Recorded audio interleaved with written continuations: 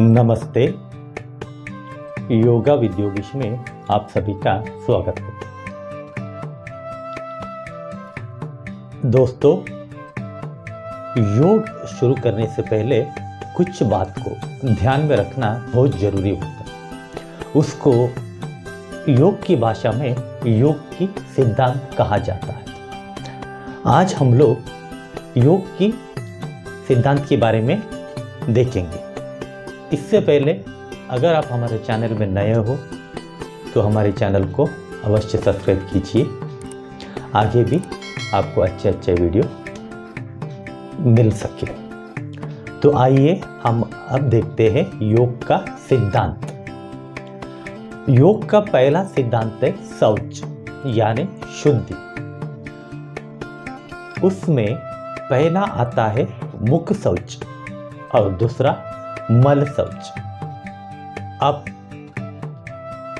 स्नान करके योग अभ्यास करना बहुत अच्छी बात है, लेकिन किसी को लगता है कि योगासन सब करने के बाद बॉडी में पसीना हो जाता है बॉडी, तो इसके लिए बाद में भी नहाना पड़ता है। तो इसके लिए कुछ लोग सोचते हैं कि बाद में नहा लो, तो ठीक है, आप बाद में भी नहा सकते हो।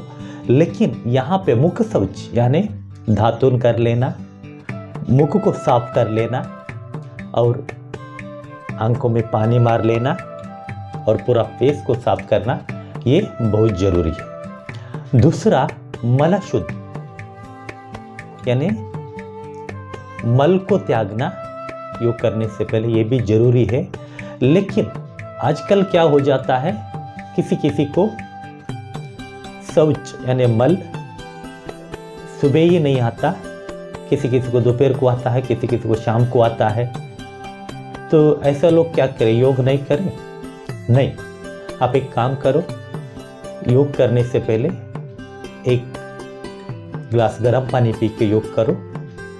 इसके बाद आपका पेट साफ करने में भी आपको मदद मिलेगा, पेट साफ होने में भी आपको मदद मिलेगा। ये योग का पहला सिद्धांत है। एक है मुख शौच यानी मुंह को साफ करना, मल शौच यानी शरीर को मलमूत्र त्याग लेना।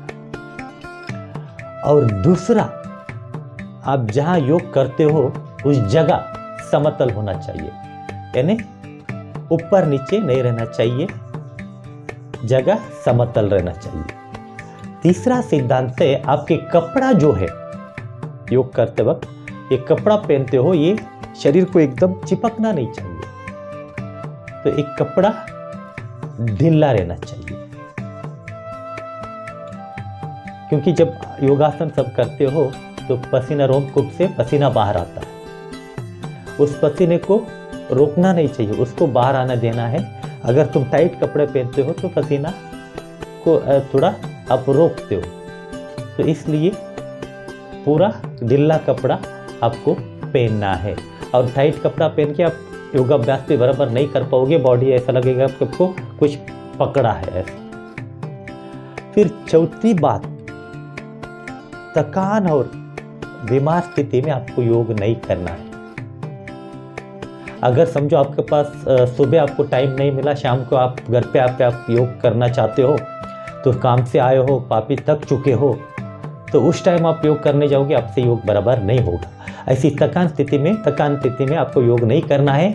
दूसरी बात, जब बीमार पड़ते हो, जो बुखार हो, कुछ बीमार हो, उस टाइम आपको योग नहीं करना है, योगाभ्यास नहीं करना है, उस टाइम आपको रेस्ट करना है। पांचवी बात यहाँ क्या है, आपके पास जितना समय है और उस समय में जितना होता है उतना ही आपको करना है। आप क्या सोचते हो, तो आप एक आधा घंटे का या 1 घंटे का शेड्यूल बना कर रखते हो, उतना आपको कंप्लीट करना है। लेकिन आज आपके पास सिर्फ 30 मिनट है, आप सोचते नहीं 30 मिनट में मैं फटाफट सब कंप्लीट कर दूंगा। ये गलती आपको नहीं करना है। आपके पास जितना समय है और उस समय में जितना होता है उतना ही आपको करना है। और योगाभ्यास करने के लिए छठी बात, कंबल का आसन या योगा मैट, इसका होना बहुत जरूरी है। ठीक है, खाली जमीन पर आपको योगाभ्यास नहीं करना है। और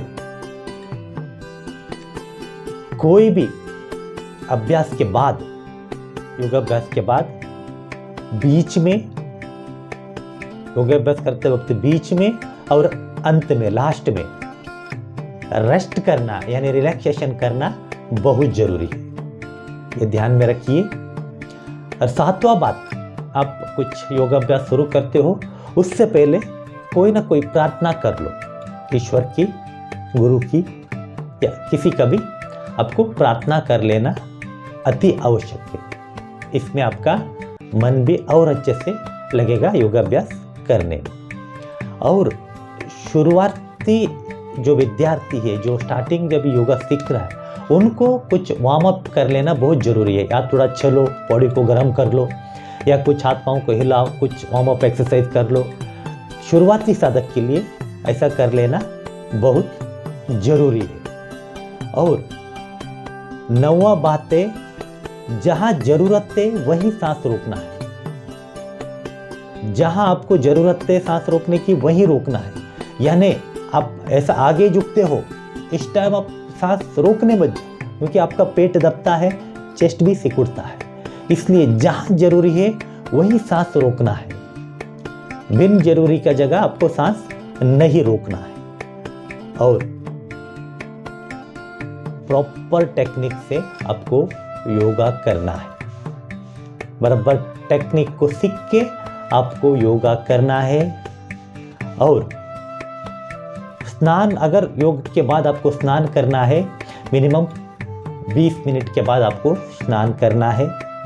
अगर आपको कुछ खाना है तो योगाभ्यास के बाद यानी 20 मिनट के बाद आप खा सकते हो, ठीक है। और सभी होने के बाद, सब आपका योगाभ्यास खत्म हो जाता है, लास्ट में एक शांति पाठ कर लो और उसके बाद लास्ट में थोड़ा रेस्ट करके बाद में उठो। इतना योग का सिद्धांत है। इस बात को आप ध्यान में रखते हुए आप योगाभ्यास का अभ्यास कीजिए। नमस्ते।